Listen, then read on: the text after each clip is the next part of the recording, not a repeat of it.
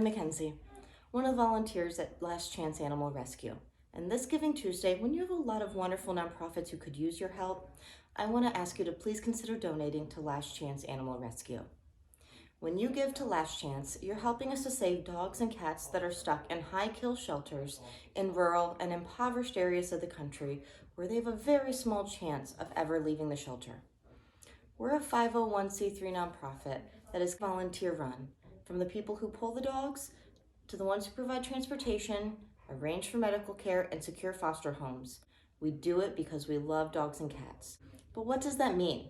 Where does your money go when you donate to us, and how does it support the work we do?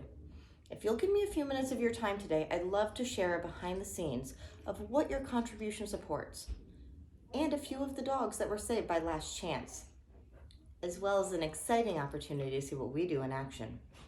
When we rescue an animal, we have fees for wellness checks and vaccines, microchipping, medical care, transportation, and food.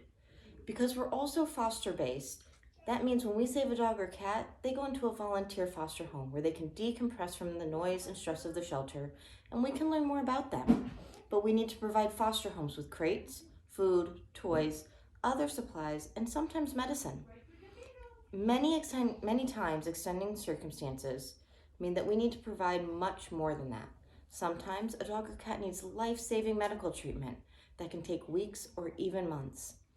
In other cases, we learn the foster home that currently has the animal isn't a suitable fit that allows them to thrive. That could mean that we need to place the animal in boarding until a better fit comes along, since we don't have a facility in the New York tri-state area to hold them. Sometimes there are behaviors which require training, which can be costly. One of the things that makes us different from a lot of the rescues out there is that we also make a lifetime commitment to all the dogs and cats we rescue. If anything happens at their forever home, such as a death or terminal illness in the family, lost job, etc., we take them back and rehome them. Or if necessary, we place them on our farm sanctuary in South Carolina, where over 195 dogs and cats currently live. But I'll tell you more about the farm in a few minutes. Whether it's off the bat or years later, we stand by our animals and we do what is necessary to allow them to lead a full, healthy life. This year, between our commitment to the dogs and cats we've rescued, the influx of dogs dropped at the shelter post-pandemic, and the medical needs of the animals we've saved, we've depleted our resources and we need to ask for your help. Without your help, we won't have the funds we need to continue rescuing and treating the dogs and cats that are currently stuck in shelters hoping to make it out. But now, are you ready to meet and hear about some of the pups Last Chance has saved? My little girl Casper here is one of the dogs Last Chance rescued. Casper even spent a year at our farm sanctuary recovering from the cruelty she endured for 3 long years at the hands of the people who had her before Last Chance learned about her and was able to step in. When Casper was rescued, she was just skin and bones, over 20 pounds underweight, heartworm positive, covered head to toe in ants, and eating rocks to survive. Within days, they noticed she couldn't eat and needed exploratory surgery to discover why. However, she also developed pneumonia from being chained up outside year-round, and they had to postpone the surgery. Once she was well enough, they found extensive inflammation in her stomach from the rocks she had been eating in order to stay alive. Casper spent a year on our farm sanctuary recovering, and while at the farm, she made best friends with a dog named Leroy. Leroy showed her how to trust humans and dogs alike, and that there was more to enjoy life than what she had known. She was still a bit shy around humans, but loved other dogs.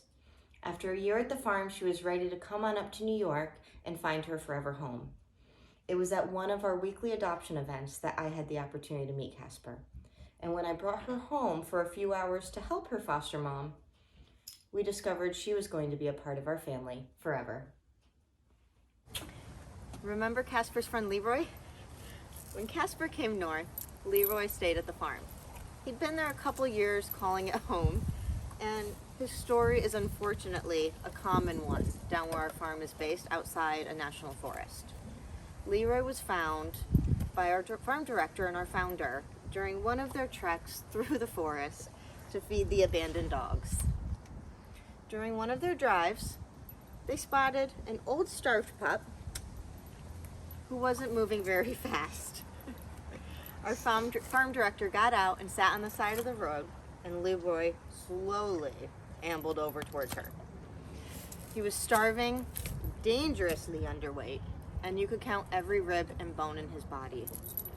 His poor ears were cropped right to his head, and as a senior, he probably wouldn't have survived long in that condition. Despite his appearance, though, Leroy was, and remains to be, as gentle as can be.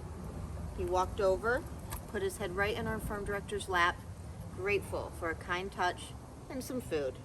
She scooped him up, and her and our founder, Whitney, brought him to the farm where he spent the next couple of years helping other dogs like Casper learn that the special group of humans at St. Francis Farm and with Last Chance Animal Rescue were pretty special. Since he was older and had a safe place to live, most of our foster homes focused on helping the animals come out of the shelters. However, our family wanted to thank him for teaching Casper how to dog. So we asked to foster him and brought him up to New York where he could have a chance at finding his forever home. Given his senior status and rougher looking exterior, we anticipated it might take a long time to find that right home. However, 3 weeks later, a very special adopter came to meet him, asking for a dog that was going to be overlooked by other adopters. It was love at first sight.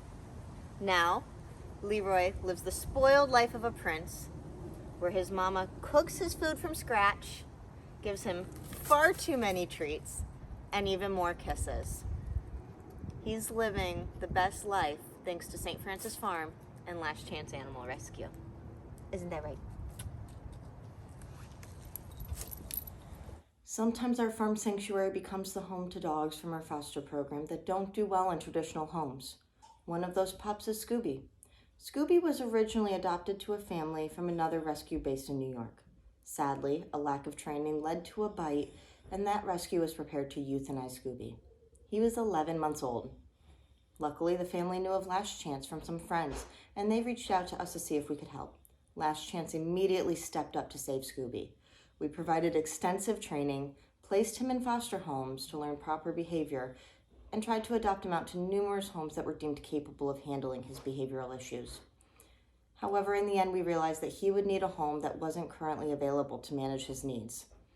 This is a case where our farm sanctuary can provide a lifelong spot, if needed, where Scooby can enjoy his life and be safe while waiting for that special family. Or Bodie. Bodie and his brother were saved from the shelter at the end of 2015. He was terrified, and it took a while before he decided he could trust people at all.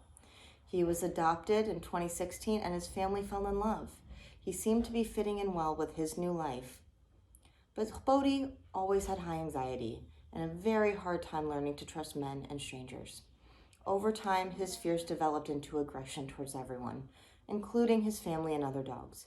Behaviorists and animal communicators were consulted, but ultimately it was decided that it was unsafe for him to stay in his home anymore. So now he calls the farm home. Our lifelong commitment means we need the resources required to continue to care for these animals. I hope you've enjoyed hearing about and meeting some of our Last Chance rescues. At the beginning of this video, I mentioned there was an exciting opportunity for you to see what we do in action. I also promised to tell you more about the farm. Our farm sanctuary, St. Francis Farm, was established by a rescue in 2013 and sits on 50 acres in Carlisle, South Carolina. Like some of the ones I've mentioned, there are circumstances that may call on us to provide a safe haven when a traditional home cannot meet an animal's needs. We believe that every animal has a right to life, and St. Francis Farm enables us to keep our lifelong commitment to those that we've rescued. So now the special opportunity we have for you. Tomorrow, for Giving Tuesday, we are holding a special live from our farm sanctuary at 12 p.m. Eastern, where you can meet some of the dogs we talked about today and learn more about the work we do and how you can help us.